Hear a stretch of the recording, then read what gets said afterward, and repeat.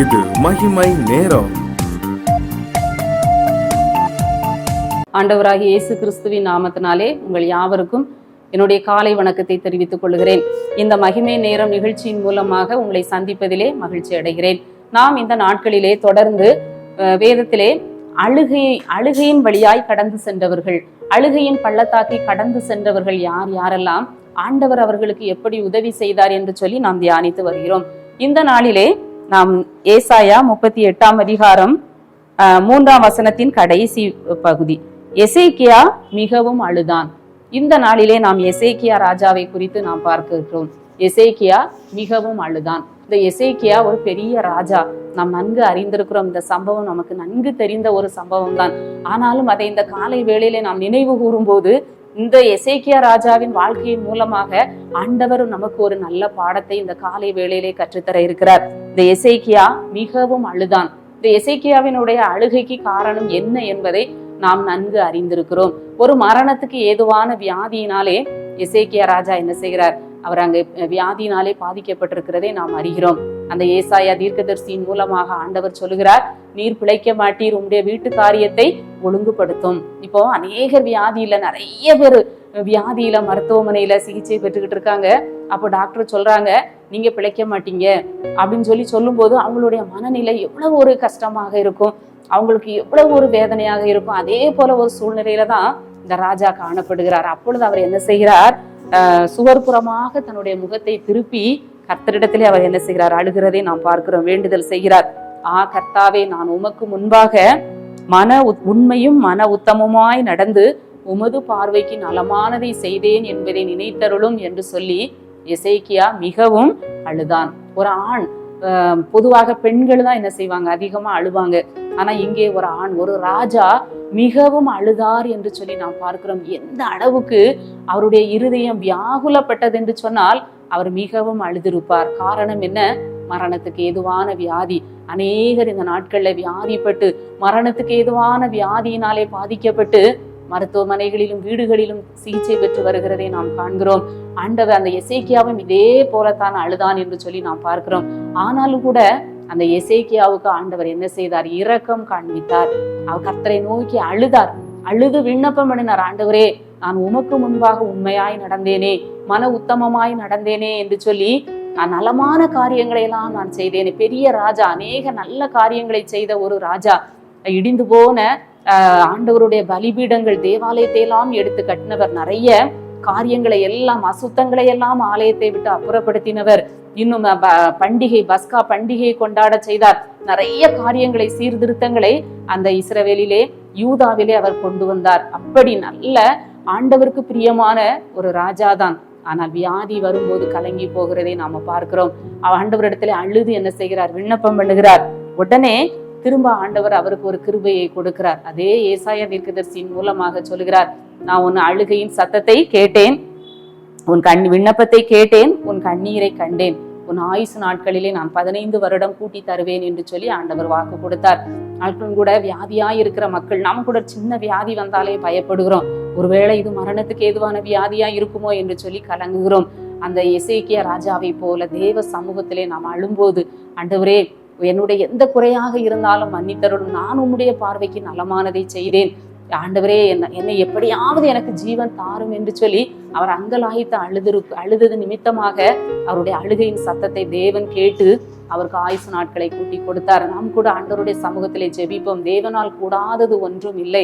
எத்தனையோ சாட்சிகளை நம்ம டிவில எல்லாம் எத்தனையோ பேர் சொல்லுகிறதே நம்ம கேட்கிறோம். ஆண்டவர் அற்புத சுகத்தை கொடுத்தத, மருத்துவர்களால் கைவிடப்பட்டவர்களுக்கும் கூட கர்த்தர் சுகத்தை கொடுத்து ஆயுசு நாட்களை கூட்டி வைத்திருக்கிறார். விசுவாசத்தோடு இந்த எசேக்கியா ராஜாவை போல நாமும் ஆண்டவருடைய சமூகத்திலே அழுது ஒரு அற்புத சுகத்தை நாம் பெற்றுக்கொள்வோம்.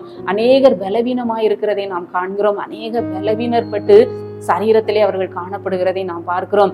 நாம் ஆண்டவரிடத்திலே விசுவாசத்தோடு, அழுகையோடு, கண்ணீரோடு ஜெபிக்கிற பொழுது ஆண்டவர் ஒரு சுகத்தை, ஒரு பலனை கொடுக்கிற தேவனாக இருக்கிறார்.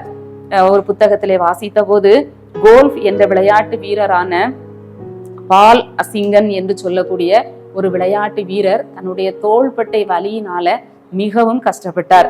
தீராத வலியாக இருந்தது. ஒரு நாள் மருத்துவமனையில போய் அவர் அந்த சிகிச்சைக்காக போகும்போது அறுவை சிகிச்சை செய்ய வேண்டும் என்று சொல்லி அறுவை சிகிச்சை செய்யப்பட்டது. அப்போ மருத்துவர்கள் என்ன சொன்னாங்க, திரும்பவும் அவருக்கு வலி விடலை. உடனே மருத்துவர்கள் சொன்னாங்க, இதுல இருந்து ஒரு துண்டு சதையை எடுத்து அதை டெஸ்ட்டுக்கு அனுப்பணும்னு சொல்லும்போது அவர் எனக்கு நிறைய விளையாட்டு இருக்கிறது, நான் பிறகு பார்த்து கொள்ளலாம் என்று சொல்லி தன்னுடைய விளையாட்டிலே கவனத்தை செலுத்தினார். அவரால் முடியாத ஒரு சூழ்நிலை வந்தபோது மருத்துவரால் பரிசோதனை செய்யப்பட்ட போது அவருக்கு புற்றுநோய் இருப்பது கண்டுபிடிக்கப்பட்டது. உடனே அவர் ரொம்ப அதிர்ச்சி ஆனார். அதற்குள்ள மருந்து மாத்திரைகள் எல்லாம் சாப்பிட ஆரம்பிச்சார். ஆண்டவரை நோக்கி கண்ணீரோடு ஜெபிக்க ஆரம்பித்தார். இது 1991 நடந்த சம்பவம். ஆண்டவரை நோக்கி கண்ணீரோடு அவர் ஜெபிக்க ஆரம்பித்தார். மருந்து மாத்திரைகளை எடுத்துக்கொண்டு அவர் கர்த்தரிடத்திலே அழுது அவர் ஜெபித்தார். ஆண்டவரே, இந்த வியாதி ஒரு கொடூரமான வியாதி, இதனுடைய விளைவு இப்போ கடுமையானதாக இருக்குமே என்று சொல்லி எனக்கு எப்படியாவது ஒரு சுகம் வேண்டும் என்று சொல்லி இந்த எசேக்கியா ராஜாவை போல அவர் கண்ணீரோடு ஆண்டவருடைய சமூகத்திலே அவர் ஜெபிக்க ஆரம்பித்தார். அப்படி ஒரு நாள் அவர் மிகவும் ஆண்டவரிடத்திலே ஜெபித்து கொண்டிருக்கிற பொழுது, அழுது கொண்டிருக்கிற பொழுது அந்த ஜன்னல் அருகாமையிலிருந்து ஒரு ஒளி அவருடைய சரீரத்திலே பாய்ந்து வந்ததை அவர் உணர்ந்தார். தன்னுடைய தோள்பட்டையிலே ஒரு வெளிச்சம், ஒரு வல்லமை ஊடுருவி சென்றதை அவர் உணர்ந்தார். அந்த நேரத்திலே அவருடைய வலி சுகமானதை அவர் உணர்ந்தார். ஏதோ ஒரு சக்தி தன்னை தொட்டதை அவர் உணர்ந்தார். மருத்துவர்களிடத்திலே போய் அவர் மீண்டுமாக பரிசோதித்த போது அந்த புற்றுநோய்க்கான அறிகுறி எதுவுமே இல்லை என்று சொல்லி மருத்துவர்கள் சான்று கொடுத்தார்களாம். அவர் பரிபூரண சுகமடைந்து தன்னுடைய இறுதி நாள் வரைக்கும் தேவனுக்கு சாட்சியாய் வாழ்ந்தாராம். இப்படி எத்தனையோ மக்களுக்கு ஆண்டவர் என்ன செய்கிறார், விடுதலை கொடுக்கிறார். ஒருவேளை இப்படிப்பட்ட பொல்லாத வியாதியினால பாதிக்கப்பட்டிருக்கலாம். கர்த்தரிடத்துல எசேக்கியா ராஜாவை போல கண்ணீரோடு அழுது விண்ணப்பம் செய்கிற பொழுது ஆண்டவர் இரக்கம் செய்கிற தேவனாக இருக்கிறார். மருத்துவர்கள் கைவிட்டாலும், மருந்துகள் வேலை செய்யாட்டாலும் அந்த எசேக்கியா ராஜாவை போல நாம ஒப்பு கொடுத்து அர்ப்பணிப்போடு மனம் கசந்து, ஆண்டவரே ஒரு விசை எனக்கு இறங்கும், என்னுடைய குடும்ப நிலைமையை பாரும் என்று சொல்லி நாம் ஜெபிக்கிற பொழுது ஆண்டவர் இரக்கம் செய்கிற தேவனாக இருக்கிறார். ஆயுசு நாளை கூட்டி கொடுக்கிற தேவனாக இருக்கிறார். விசுவாசமும் கண்ணீரும் இணையும் போது அது மிகுந்த பலனை கொடுக்கிறது.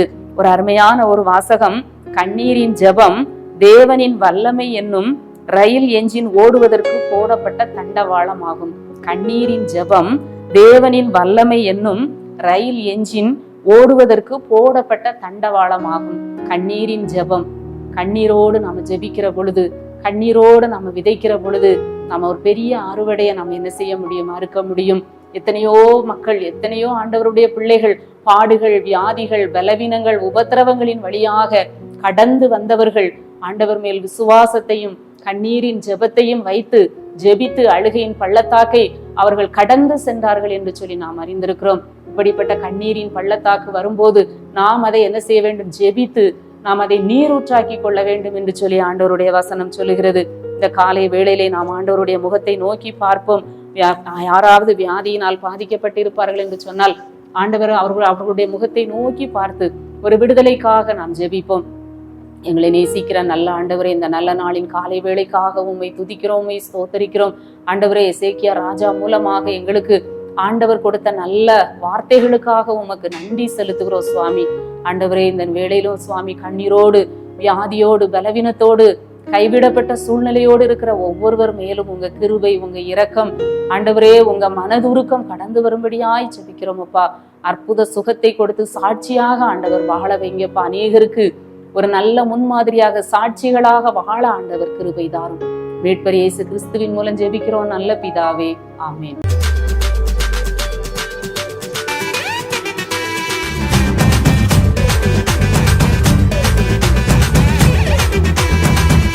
மகிமை